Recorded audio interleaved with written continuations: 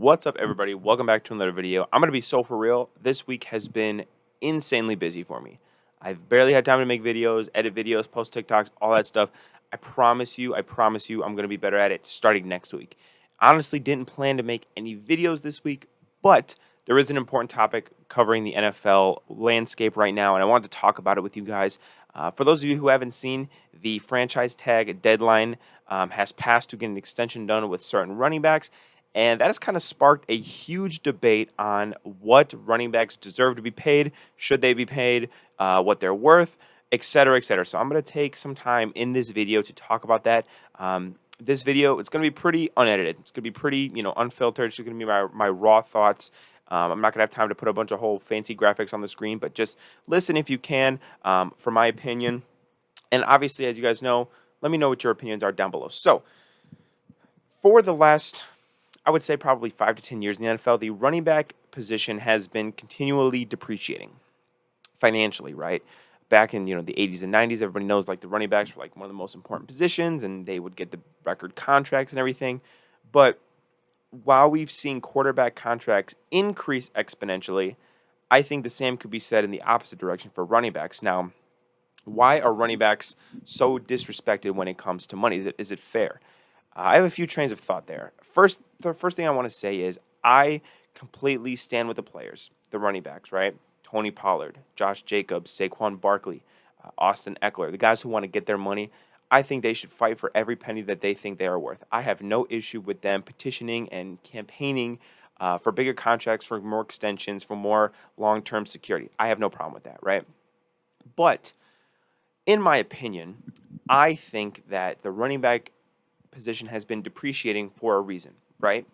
The easy answer is that the league is becoming increasingly pass happy, and quarterbacks, like I said, are becoming more valuable than ever. That's reason number one. That immediately kind of cuts the need for running backs a little bit. Also, as we know, the shelf life for running backs isn't great. Running backs are the most physically demanding position in the NFL. You have to be track athlete speedster. You have to be able to take hits from 300-pound defensive linemen every single play. You have to be able to, have great stamina to continue the game. It's the most physically demanding position. And as a result, a lot of running backs' bodies break down, right? We see, Mr. Tom Brady can play in the NFL for 20-something years, keeping his body in really good shape. That is not the case for running backs. Far from the case, right? You probably have realistically 5, maybe 6, if you're lucky, good years from, one of the elite running backs in the NFL. And the issue with that is most running backs who earn a second contract then completely fall apart in that second contract, and it's just wasted money, right? Guys like Ezekiel Elliott, Todd Gurley were really bad at the latter half of their big extensions that they got with their teams, which resulted in them being released, traded, etc., right? So running backs don't have the shelf life that necessitates a normal extension that other position groups would get, like quarterback, receiver, linebacker, et cetera, right?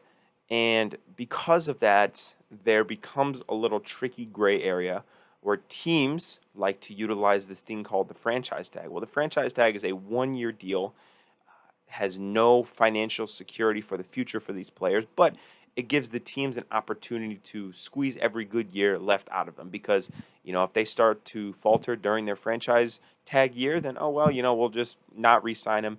And if he's good, maybe we slap another franchise tag on him. So it's kind of a poor tactic for the running backs to really only get compensated for 1 year when they probably have deserved an extension, but due to the nature of the running back position, due to the other bad second contracts that many running backs have gotten before him, a lot of teams are going to be very, very hesitant to do so. Now, do I think the teams have a point? To be completely honest with you, I don't think they're wrong.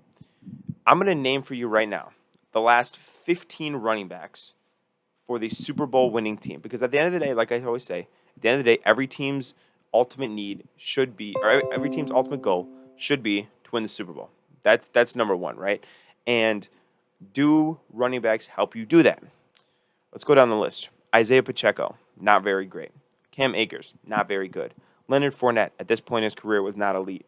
Damian Williams was not elite. Sony Michel, never elite. Next 2 years were LeGarrette Blount, who was a bruiser but wasn't really elite. Um, in between that was C.J. Anderson and then another LeGarrette Blount season. Again, not really elite guys. Marshawn is the one shining example that you could use for the 2013 Seahawks. He was an elite running back as well. Ray Rice was pretty damn good. And then you got guys like Ahmad Bradshaw, James Starks, Pierre Thomas, and Willie Parker.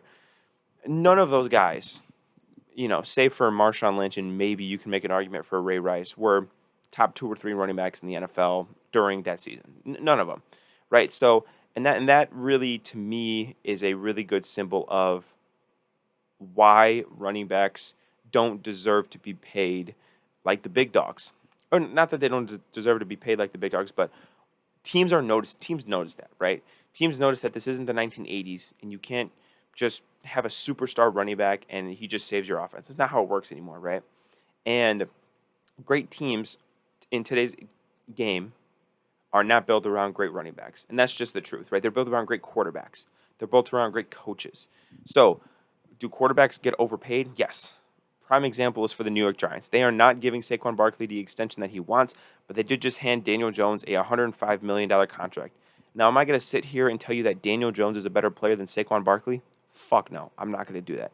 But Daniel Jones plays a much more important position than Saquon Barkley. Quarterback is eons more important than running back. I mean, there's really no statistic to prove me otherwise, right? So I think teams, as shitty as it may be, teams understand that the shelf life of a running back isn't great. They understand that every time a running back gets an extension past his initial rookie deal, for the most part, it is a waste of money.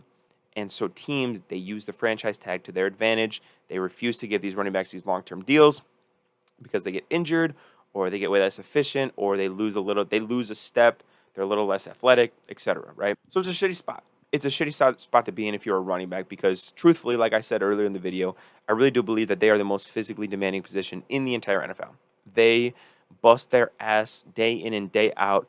They're pushing piles. They're running for first downs. They're catching passes. They're blocking, defensive linemen.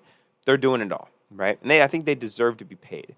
Now, I don't want my opinion to be misconstrued. My thought process here is I am totally for the running backs doing whatever they can to get paid, and I support them getting paid, and I hope they do get the money that they deserve. However, I also understand the logic of NFL general managers who want to build a winning football team. Having a great running back is awesome, but it is far from guaranteed that that's going to lead to a winning team, right? And again, you can't bank on the longevity of running backs like you can with other positions. So it becomes a tricky spot where I really do understand both sides. I really do I don't empathize with both sides. I don't empathize with the managers, but I very much understand their point of view and their logic, right? So where do we go from now? Like we're seeing with the writers union and with the actors union in Hollywood, I think we're due for a little bit running back strike, right? That's the best way to get the attention is to withhold services. It was done before by Le'Veon Bell. And to be completely honest, James Conner kind of fucked this whole idea up when he played for the Steelers and proved that running backs were kind of replaceable. But I think that we are going to see some holdouts.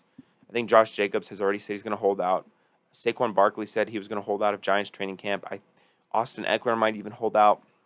We're going to see some holdouts, and I think they're going to try to force the team's hand to extend them and to pay them what they deserve. So it is a very tricky spot right now, right? It's very, very weird waters.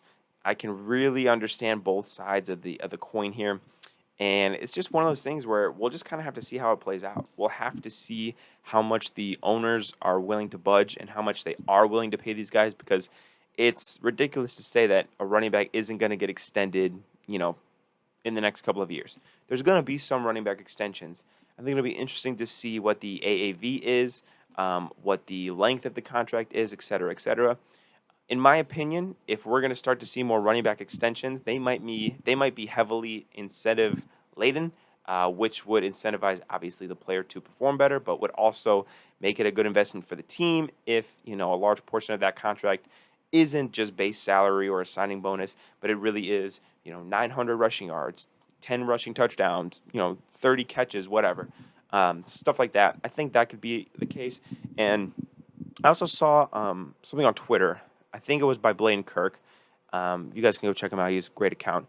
Basically saying that I think if you want to change the way that running back contracts work on their rookie deals, you could avoid a lot of the franchise tag fuckery that general managers pull to limit the long-term money that running backs can get. So there's just a lot of ways you can go. There's a lot of ways to solve the problem, but I really want to hear what you guys think. Do you guys think that the running backs deserve the money that they're trying to make? Do you think the owners are right and the general managers by not paying them not paying them the extensions that they want?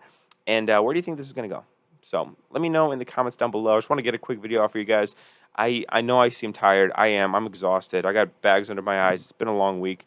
But I wanted to get this video out for you guys. And I'll see you guys in the next video. Don't forget to subscribe. Peace out.